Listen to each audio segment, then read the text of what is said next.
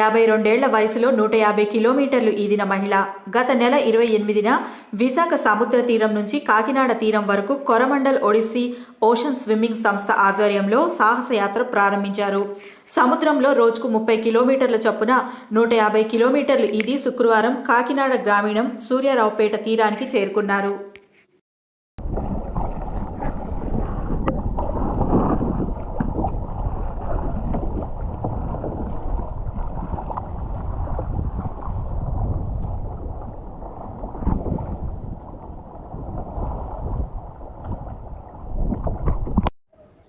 నా పేరు గోలి శ్యామ్లా. నా ఏజ్ చెప్పుకోవడానికి నేను చాలా ప్రౌడ్గా ఫీల్ అవుతాను. 52 ఇయర్స్ నాకు ఇప్పుడు. పుట్టి పెరిగిందంతా కూడా సామర్లకోట, ఒక చిన్న రైతు కుటుంబం.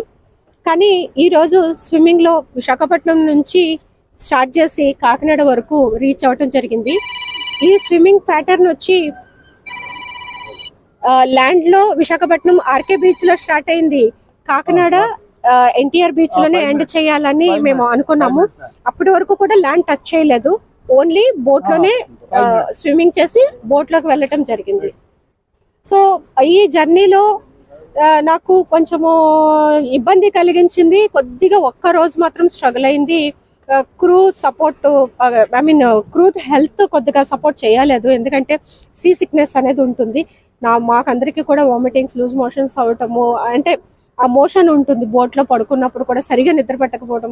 సెకండ్ డే నుంచి మేమందరం కూడా స్విమ్మింగ్ మీదనే ఫోకస్ చేసాము. సో ఈ రకంగా సాగుతున్న జర్నీలో మాకు అత్యంత హ్యాపీనెస్ ఇచ్చింది తాబేళ్లు. ఎక్కడ చూసినా కూడా తాబేళ్లు కనిపిస్తూ ఉంటే మాకు చాలా చాలా హ్యాపీ అనిపించేది. అండ్ అంతేకాదు, నేను స్విమ్ చేస్తుంటే నన్ను టచ్ చేయటం, నా పాదాలు ముట్టుకోవటము, నా చేతులు ముట్టుకోవటం, నా పక్కనే స్విమ్ చేయటం, మేమంతా చాలా చాలా ఎంజాయ్ చేస్తాం. పెద్ద పెద్ద తాబేళ్లు అండ్ చిన్న చిన్న తాబేళ్లు నా ఫీట్ దగ్గర, నా కాళ్ళ దగ్గర అవి ఫాలో అవుతూ ఉంటాయి. ఈమె ఎవరు, ఇలా ఉంది అని చూస్తున్న ఫీలింగ్ కలిగింది. అండ్ ఒక పెద్ద వేల్ అయితే మాకు